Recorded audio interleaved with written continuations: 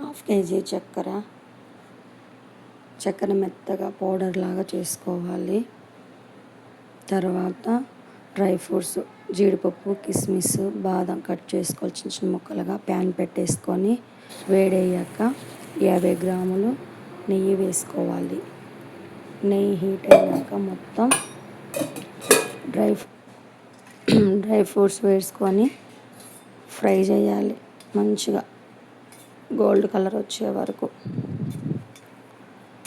మొత్తం అంతా ఫ్రై చేసుకోవాలి కలర్ చేంజ్ అయ్యాక కేజీ రవ్వ తీసుకున్నాను నేను,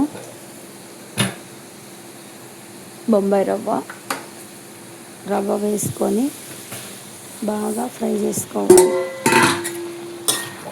పూర్తిగా కలర్ మొత్తం చేంజ్ అయ్యేదాకా ఫ్రై చేసుకోవాలి. ఒక 10 మినిట్స్. కలర్ మనం కొంచెం చేంజ్ అయితే సరిపోతుంది.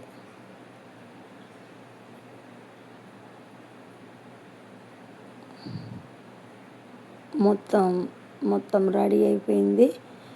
ఇంకా కళాయి దింపేసుకొని చక్కెర పౌడర్ వేసుకోవాలి. హాఫ్ కేజీ చక్కెర పౌడర్ వేసుకున్నా నేను. మొత్తం కలిపేసుకున్నాక 1/2 లీటర్ పాలు పోసుకున్న తర్వాత ఉండలు చుట్టేసుకోవటమే. టేస్టీ రవ్వ లడ్డు రెడీ అయిందండి. కావాలంటే మీరు ట్రై చేయండి. ఓకేనా ఫ్రెండ్స్, బాయ్.